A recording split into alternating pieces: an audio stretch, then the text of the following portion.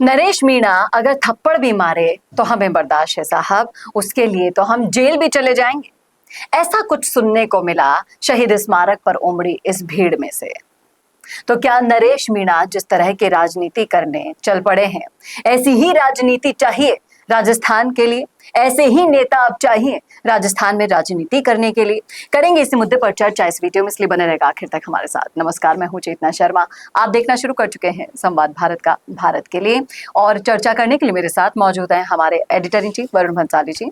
तो वरुण सर, जिस तरीके से पूरा शहीद स्मारक आज हमने देखा, वहां पर जाकर अटा पड़ा था, वही पेड़, उसी पेड़ के नीचे जिसमें से आप ये स्क्रीन पर जो वीडियो देख रहे हैं, सोशल मीडिया पर जो भी वायरल हुआ, उसमें नरेश मीणा भागकर लात घूसे थप्पड़ सब मारते हुए दिखाई दे रहे हैं। उसी पेड़ के नीचे बैठकर आज हम समर्थकों से बातचीत कर आए हैं। पूछा उनसे, क्यों, ऐसे क्या है नरेश मीणा में जो ये सब भी करने को तैयार हैं? तो सीना ठोक कर कहते हैं कि साहब, हम तो जेल भी चले जाएंगे और जीवन भर जेल में भरे रहेंगे। क्या ऐसा नरेश मीणा में आजकल के इन युवाओं को दिख रहा है जो अभी तक एक करिश्माई नेतृत्व दिखाई दे रहा है? क्या है? मुझे याद आता है दबंग फिल्म का वो डायलॉग जो सोनाक्षी सिन्हा ने सलमान खान को दिया था। शायद नरेश मीणा को वो डायलॉग थोड़ा सा बदल के देने की जरूरत है कि थप्पड़ से सियासत नहीं चलती साहब, सियासत साथ से चलती है। ये समझना बहुत जरूरी है। नरेश मीणा निकल पड़े हैं जिस तरह की सियासत करने को, उससे लोकप्रियता मिलेगी, क्रांति मिलेगी, लेकिन सियासत का वो ओहदा मिले, सियासत का वो पद मिले, ये थोड़ा मुश्किल लगता है। अब आप भंवर समझिए किस भंवर में फंस चुके हैं नरेश मीणा। नरेश मीणा ने ये डिक्लेयर कर दिया है अब कि वो एक मोर्चा लेके आने वाले हैं, भगत सिंह ब्रिगेड बनाएंगे, भगत सिंह ब्रिगेड बनाने वाले हैं। ये अब पूरी तरह से साफ हो गया। लेकिन ये तो वो बात थी जो बोलने से साफ हुई। कुछ ऐसी बातें हैं जो बिना बोले भी साफ हो गई है, जिसमें से सबसे पहली बात यह है कि नरेश मीणा का साथ अब शायद ज्यादा लोग नहीं देंगे। ऐसा किस लिए कह रहे हैं? ऐसा इसीलिए कह रहे हैं क्योंकि नरेश मीणा ने सबसे पहले पिछली बार जब जेल से निकले थे तो हर किसी की बुराई कर दी थी। दूसरी बार जब जेल से बाहर निकले तो उन्होंने प्रेस के सामने हनुमान बेनीवाल और सचिन पायलट को फोन लगा दिया और सार्वजनिक कर दिया कि वो क्या रिस्पॉन्स दे रहे हैं उनको, और ये जाहिर कर दिया कहीं ना कहीं कि झालावाड़ के बच्चों के साथ ये लोग नहीं है जो मना कर रहे हैं। सचिन पायलट ने फोन नहीं उठाया, वो पूरी प्रेस के सामने दिखाया।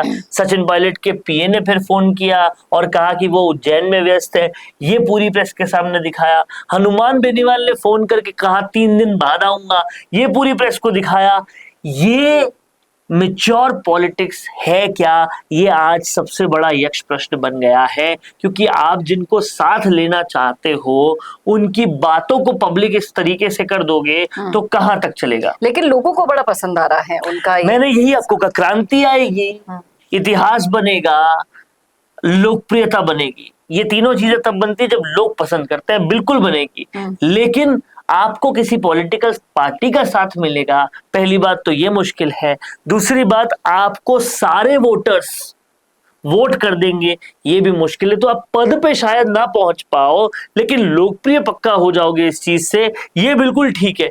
दूसरी बात, नरेश मीणा अगर इस थ्योरी पे काम कर रहे हैं कि कांग्रेस बीजेपी से लोग तंग आ चुके हैं तो उनसे इतर कुछ करो, और वो इतना इतर करो कि लोग आपको पसंद करें, तो इतर करना सही है।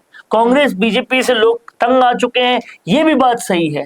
लेकिन कहीं ना कहीं आप हिंसा को, विवाद को पर्याय बना लो, ये कहां तक ठीक है? लेकिन एक बात बताइए, जिस तरीके से गांधीवादी तरीके से ये आंदोलन शुरू हुआ और शहीद स्मारक पर मुंह पे मास्क वगैरह लगा के, मौन धारण करके, लेकिन जब इंसान के शख्सियत के अंदर आक्रामकता भरी हो, उग्रवादी तरीके से वो हमेशा देखते हुए दिखाई पड़ते हैं हमें, उस गांधीवादी आंदोलन पे से एकदम से उठकर अचानक से लात घूसे अपने समर्थकों पर बरता देना और उसके बाद ये बाइट देना कि अभी तो मैं गांधीवादी तरीके से कर रहा हूँ, लेकिन भगत सिंह बनने में देर नहीं लगेगी। तो आप ये बताइए कि वो बनना क्या चाह रहे हैं? समझने वाली बात बनना है, चाह रहे हैं कौन या सा गांधी वाले? भगत सिंह अपने समर्थकों को मारता था? हम्म। कौन सा भगत फिर उसके सिंह? बाद बोल भी देते हैं कि मैं तो ऐसा ही हूं, और समर्थक भी राजी है। ये समर्थक राजी है, वो ऐसे बोल देते हैं। ये सारी बातें ठीक है, ये सारी बातें सही है, लेकिन समझने वाली बात ये भी है कि समर्थकों का कहना उनकी सियासत तय नहीं कर सकता। 34-35% वोट मीणाओं के हैं वहां पर, बाकी आपको और जातियों के वोट चाहिए। मीणाओं में इतना कंपटीशन है, वोट कहाँ से मिलेंगे? और आप इतिहास उठा के देख लो, खुद का नरेश मीणा का, उनको कभी भी इतने वोट नहीं मिले कि वो जीत सके हैं। तो क्या वो चाहते हैं कि लोकप्रियता को ऐसे चरम पर ले जाकर 2028 की तैयारी में आप वोट ले लो? तो वो बिना साथ के नहीं मिलेगा, आपको इस बात को समझना पड़ेगा। नरेश मीणा को ये भी देखना होगा कि ऐसी ही लोकप्रियता के चरम पर बैठे हैं हनुमान बेनीवाल, उनका भी सुपड़ा साफ किया था जनता ने इतनी लोकप्रियता होने के बावजूद। इसलिए अपनी सियासत के तरीके को थोड़ा सा बदलना होगा, कुछ सीक्रेट्स रखने होंगे, ऐसा सब चीजें जनता के सामने करेंगे तो फिर किस तरीके से उनको परिणाम भुगतने होंगे, ये भी आप बताएं। देखिए, आपने देखा हनुमान बेनीवाल को फर्श से, अर्श से वापस फर्श पर आते हुए, और फर्श से वापस थोड़ा लोकप्रियता की तरफ जाते हुए, लेकिन वो लोकप्रियता कन्वर्ट होगी कि नहीं वोट में, वो आज भी संशय है। क्योंकि वोट तो जनता के मिलेंगे, वो तो बाद की बात है, अभी तो खुद का संगठन ही नहीं बना पा रहे। जब आप 10 लोगों को पद नहीं दे पा रहे, उन पर विश्वास नहीं कर पा रहे, उनको पद दे दिया तो वो कहीं और नहीं भाग जाएंगे, तो फिर आप जनता को कैसे विश्वास दिलाएंगे? सवाल उनके लिए भी ये कई लोग उठा रहे हैं। अब वही बात आ रही है नरेश मीणा के साथ, सबकी वो बुराई कर रहे हैं, साथ किसी का ले नहीं रहे, और बातें ऐसी कर रहे हैं जिससे कोई साथ देगा भी नहीं। ऐसे वो राजनीति कैसे आगे बढ़ाएंगे? और आप समझिए, अगर आपको राजनीति में कुछ ठीक करना है तो उसमें उतर के ही ठीक करना पड़ेगा। और तीसरे मोर्चे के इस वर्चस्व की लड़ाई में पहले से ही आरएलपी वर्सेस बाप पार्टी तो है ही, अब ये भरत सिंह ब्रिगेड भी घुस जाएगी, तो इसको आप किस तरीके से देखते हैं? देखिए, बीएसबी अगर आती है और बीएसबी अगर घुसती है तो कहीं ना कहीं ये बात तय है कि वो लोकप्रिय काफी होगी, जनता का प्यार और समर्थन तो खूब मिलेगा। इतनी ज्यादा कठिनाई में जनता है, और बीजेपी कांग्रेस का इतना ज्यादा विकल्प चाहती है कि उनको बिल्कुल प्यार मोहब्बत मिलेगा, लेकिन वो कितने विधायकों में टर्न आउट होगा, कितने सांसदों में टर्न आउट होगा, ये सबसे समझने वाला विषय है। क्योंकि आप एक पार्टी से समर्थन लेते हो वो तो एक चीज होती है, आप अपने अंदर ही पदाधिकारी बना पाओगे क्या? कार्यकर्ता बना पाओगे क्या? उनसे हमेशा सही व्यवहार रख पाओगे क्या?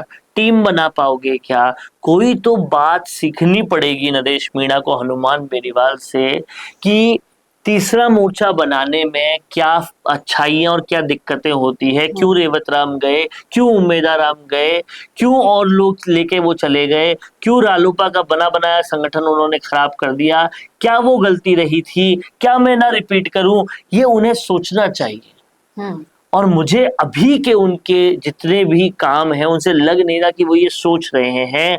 माना अंता का चुनाव अब नामुमकिन सा हो गया है, उन्हें 2028 के चुनाव की तैयारी करनी है, लेकिन 2028 में लोकप्रियता के अलावा आपको वो कॉन्फिडेंस दूसरी पार्टियों में भी डालना होगा कि आपके साथ आ जाए तो दिक्कत नहीं होगा। राजकुमार रोड से जिस तरीके से उनके विधायक का जो कांड सबके सामने आया, रिश्वत कांड, राजस्थान का पहला ऐसा मामला था जब लाइव किसी विधायक को पकड़ा गया, फिर भी उनके बावजूद एक शब्द उन्होंने अपने विधायक के लिए नहीं बोला।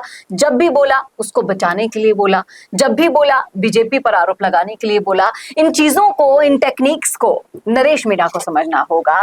राजनीति के लिए वो अभी इतने परिपक्व नहीं है, और जिस तरीके से वो राजनीति करना चाहते हैं वो तरीका ज्यादा दिन स्थायी नहीं रहता। और सियासत के अंदर तो कई लोग बड़े मजाकिया अंदाज में एक और बात भी कहते हैं, क्या? कि अगर ये तीसरी बार जेल चले गए तो राजनीति में लोगों का साथ कैसे देना है, लोगों को साथ कैसे लेना है, फिर इस पे चिंतन मनन करना जरूरी रहेगा। क्योंकि हर बार कुछ चिंतन मनन करके आते हैं, कुछ नई चीज करते हैं। इस बार मौन धारण किया, गांधी से भगत सिंह तक का रास्ता तय किया। अब इस बार जाएं तो ये तय करें कि हम नेताओं को अपने साथ कैसे ला सकते हैं। बिल्कुल, और इसी के साथ साथ इन सारी टेक्निक्स को, इन तकनीकियों को समझना होगा नरेश मीणा को। बहुत है अभी समय इन चीजों को समझने में। ऐसे ही राजनीति के चाणक्य और जादूगर नहीं बन जाते हैं, उनके लिए बहुत सी चीजें पर्दे के पीछे रखनी होगी। और जनता जिस तरीके से आपके लिए उबड़ रही है, उसे वोट में कैसे तब्दील करना है, उसके लिए बेहद जमीन पर रहकर काम करना होगा। थप्पड़ लात घूंसों से तो काम नहीं चलेगा साहब। क्या कहते हैं आप इस मुद्दे पर? रखिए राय कमेंट बॉक्स में।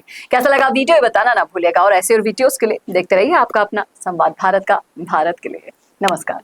भारत का सबसे तेजी से बढ़ता हुआ डिजिटल न्यूज चैनल, जिसका परिवार 4,17,000 लोगों से भी ज्यादा बढ़ रहा है, वो संवाद न्यूज चाहता है हर जिले और हर राज्य में मीडिया पार्टनर्स। तो अगर आप बनना चाहते हैं संवाद न्यूज के पार्टनर्स, तो कांटेक्ट करें नीचे दिए गए नंबर्स पर। इसके अलावा अगर आप वीडियो एडिटर बनना चाहते हैं या फिर न्यूज इंडस्ट्री में बतौर इंटर्न सब सीखना चाहते हैं, तो संवाद न्यूज के जयपुर हेड ऑफिस में काम करने के लिए संपर्क करें स्क्रीन पर दिए गए नंबर पर।